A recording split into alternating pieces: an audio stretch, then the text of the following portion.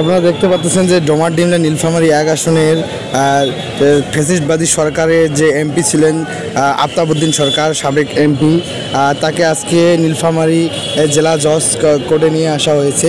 এখানে বিক্ষুব্ধ জনগণ তাকে ভুয়া ভুয়া বলে এবং জুতা দিয়ে ঢিল মারতেছে। আপনারা দেখতে পাচ্ছেন এখানে কিন্তু সে এখন আদালতে জবানবন্দির আদালতে নিয়ে যাওয়া হয়েছে।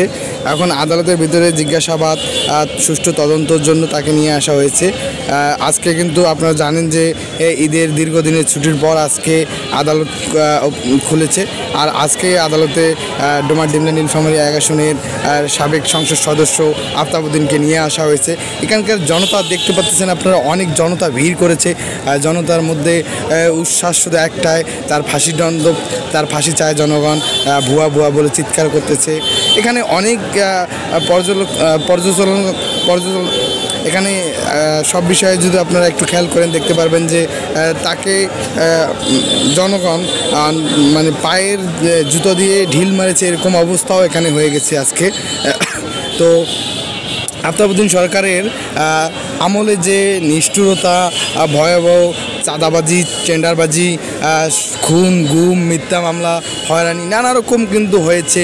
এই ডোমারডিমলার মানুষটা ভোগ করে গেছে তার দীর্ঘ শাসন আমলে।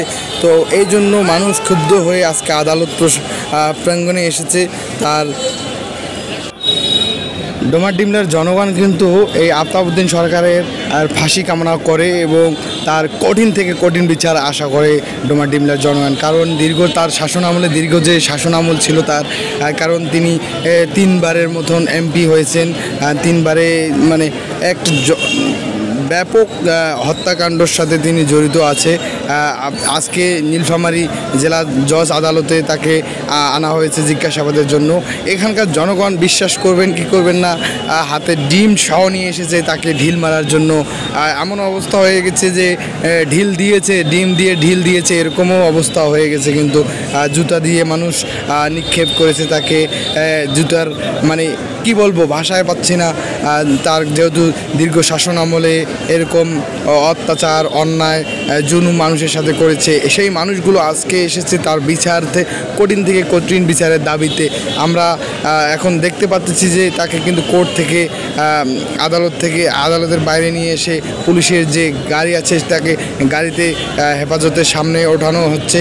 পুলিশ কিন্তু সর্বোচ্চ চেষ্টা করেছে তাকে নিরাপদভাবে গাড়িতে ওঠার জন্য। তারপরও কিন্তু জনগণের উচ্ছ্বাস, জনগণের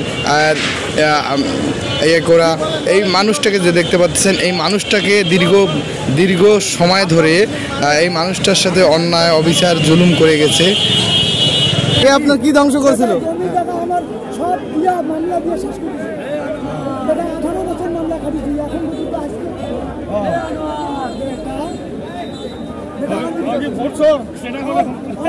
ভোট তো অবশ্যই গরু চুরি করছে। এই যে দেখলেন এই মানুষটাকে কিন্তু দেখে মনে হচ্ছে যে এই মানুষটা কখনোই রাজনীতির সাথে জড়িত মনে হচ্ছে না।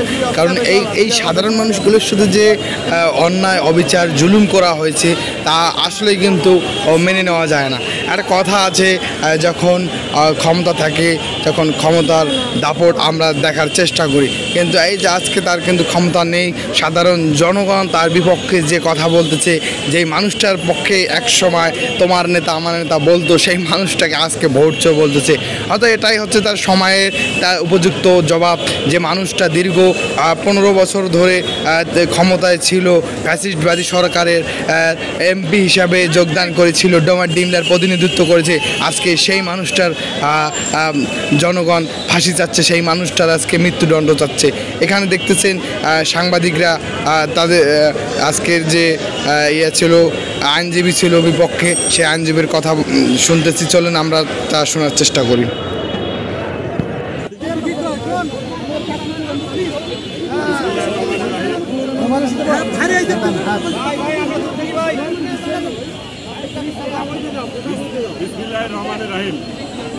আপনারা জানেন ইতিমধ্যেই ডোমারডিমলার 1 আসনের সাবেক ফ্যাসিস্ট সরকারের ভোটজোড় এমপি আফতাবউদ্দিন আহমেদকে নীলফামারীর 2টি মামলায়, রংপুরের একটি মামলায় উনি গ্রেপ্তার হয়েছিলেন। আজকে নীলফামারীর 2টি মামলায় থানা পুলিশ তাকে ফোন অ্যারেস্টের জন্য আবেদন করেছিল। সেই আবেদনের ভিত্তিতে এই ঘোরচর এমপিকে নীলফামারীতে নিয়ে আসা হয়েছে এবং নীলফামারী ডিমলা উপজেলার একটি মামলা এবং ডোমার উপজেলার একটি মামলায়, ওর দুটি মামলায় তাকে সোন অ্যারেস্ট দেখানো হয়েছে। এই সোন অ্যারেস্টের পরে তাকে আবার কারাগারে প্রেরণ করা হয়েছে। তাকে কি রিমান্ডের জন্য আবেদন করা হয়েছে কিনা? না, আজকে কোনো রিমান্ডের আবেদন আইনানুগভাবে করা হয়নি। আইনানুগভাবে করার নিয়মও নেই। আসামি যেহেতু সোন অ্যারেস্টের আবেদন দেওয়া হয়েছিল, তাকে মামলায় গ্রেপ্তার দেখানো হয়েছে। পরবর্তীতে রাষ্ট্রপক্ষ চিন্তা করবে বা রাষ্ট্রপক্ষ তাকে কয়দিনের রিমান্ডের আবেদন করবে। পরবর্তীতে আইনের ধারা অনুযায়ী তাকে রিমান্ডের জন্য আমরা অবশ্যই আবেদন করব। ঠিক আছে। প্রতিনিধিত্ব করেছিলেন আফতাবউদ্দিন সরকার ডোমার ডিমলা 1 নীলফামারী 1 আসন থেকে।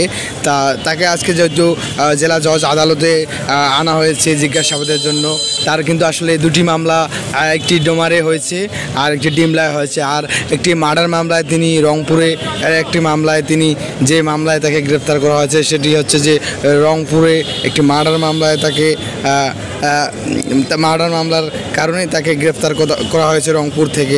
তো আজকে যে নীলফামারীতে আনা হয়েছে, নীলফামারীতে তার কিন্তু দুটি মামলা রয়েছে, একটি ডোমারে মামলা আছে আর একটি ডিমলায় মামলা আছে। এই দুটি মামলার সুষ্ঠু নিরপেক্ষভাবে পর্যালোচনা করার জন্য তাকে জিজ্ঞাসাবাদের জন্য কিন্তু নীলফামারী জেলা জজ আদালতে তাকে আনা হয়েছে। তো আপনারা ইতিমধ্যে জেনে গেছেন হয়তো যে তিনি ফ্যাসিস্টবাদী সরকারের কিন্তু প্রতিনিধিত্ব করেছেন। ফ্যাসিস্টবাদী সরকারের আমল থেকে তার যে নির্বাচনী এলাকা ছিল ডোমার ডিমলা, নানা রকম মানুষের সাথে অন্যায় অবিচার করে গেছেন। আজকে যে বিভিন্ন, এখন তিনি পুলিশের হেফাজতে আছে এবং পুলিশ তাকে নিয়ে গিয়েছে কারাগারে। এখানেই ধন্যবাদ।